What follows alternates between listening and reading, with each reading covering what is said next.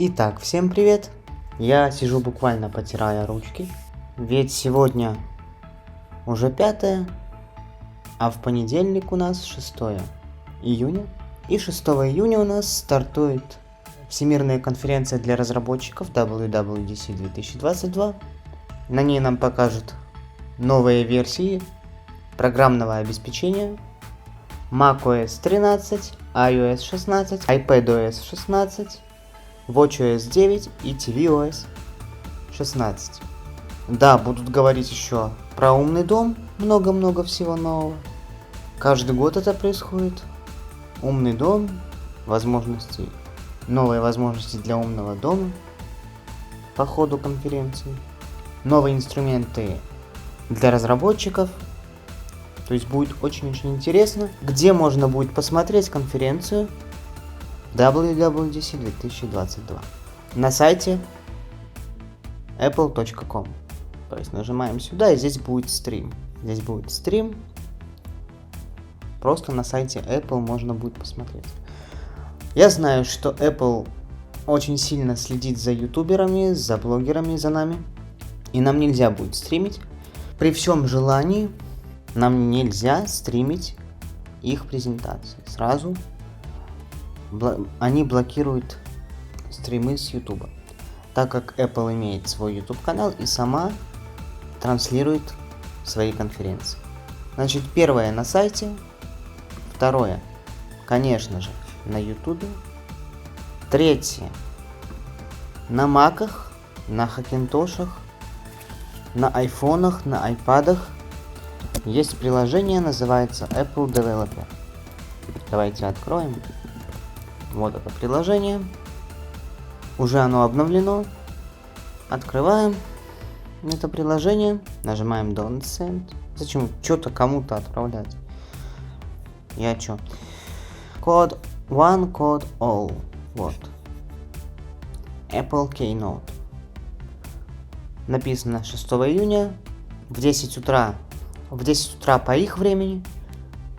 А по московскому в 20:00. То есть мы вечерком берем хавчик, садимся кто куда, расслабляемся и смотрим. То есть первое у нас сайт, второе у нас YouTube канал, третье у нас приложение Apple Developer, а также Apple TV. Но вы знаете, я буду смотреть на телевизоре. Я подключу трансляцию к телевизору и буду смотреть. В день презентации все ссылочки будут у нас в телеграм-канале. Заходите, вот подписывайтесь. Вы можете зайти на канал, в раздел сообщества и найти вот эту трансляцию. Очень ждем конференцию. Будет очень много всего интересного. Первый взгляд на iOS 16 и, конечно же, macOS 13 будут на нашем канале. Мы посмотрим на новую iOS 16. У меня есть второй iPhone. И на новую macOS 13. Сразу после завершения конференции WWDC 2022. Я лично ожидаю каких-то изменений на айфоне в пункте управления. Пункт управления у нас не обновлялся с iOS 11. То есть уже 4 года не обновлялся пункт управления. Хочется какой-то перерисовки иконок. Хочется от айфона получить чего-то новенького. В macOS будет сделан упор на стабильность. Скорее всего, стабильность, производительность, автономность. Также будет добавлен новый чип M2, поддержка нового чипа M2. Это не секрет. Apple готовит MacBook Air на чипе M2. Судя по слухам из авторитетных источников, осенью могут показать MacBook Air на M2. А также я слышал слух, что вполне возможно покажут на WWDC какие-то железные новинки. Но я в это слабо верю, потому что Всемирная конференция для разработчиков Apple задействует исключительно новые версии программного обеспечения. Также, судя по слухам, уже давно писали об этом, что Apple готовит новый Mac Pro на процессорах Intel. Но я в это слабо верю, потому что Apple сейчас завершает, скажем так, переход на новые чипы, на свои чипы Apple Silicon. Конечно, хотелось бы увидеть Mac Pro на процессоре Intel, но это маловероятно. Mac Pro будет на каком-нибудь процессоре супер ультра что-нибудь, Ультра Макс какой-нибудь, я не знаю. M2, наверное. M2 Ультра Макс. Это всего лишь мои вот такие предположения. Что будет с хакинтошами, уважаемые хакинтошники? Apple заявила, что будет поддерживать Mac на Intel, а это значит, мы сможем ставить на Intel процессоры macOS. 7, 8, 9, 10 поколение, а также 11, 12 поколение Intel, 13 поколение Intel и так далее. Почему? Потому что разработчики загрузчика OpenCore внедряют поддержку на тех процессорах, на которых компьютеров Mac нет. То есть это 12 поколение, 13 и так далее. Смерть Хакинтоша маловероятна.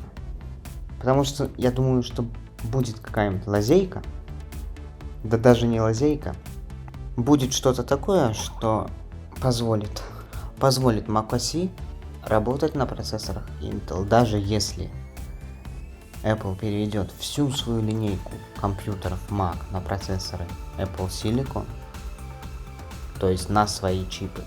Я просто очень привык к слову процессоры, и не только я думаю. Apple переведет всю линейку, даже если на чипы Apple Silicon.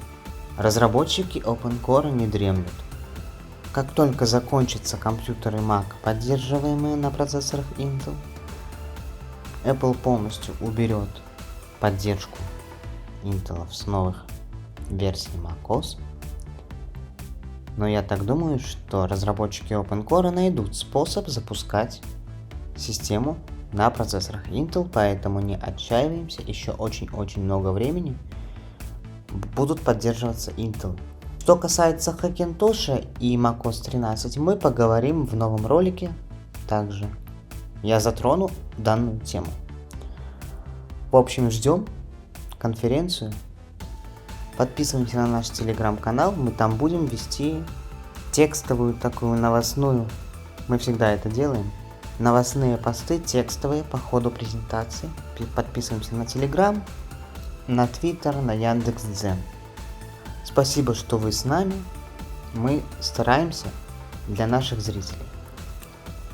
Надеюсь, наши скромные ролики полезны. Увидимся после Всемирной конференции для разработчиков.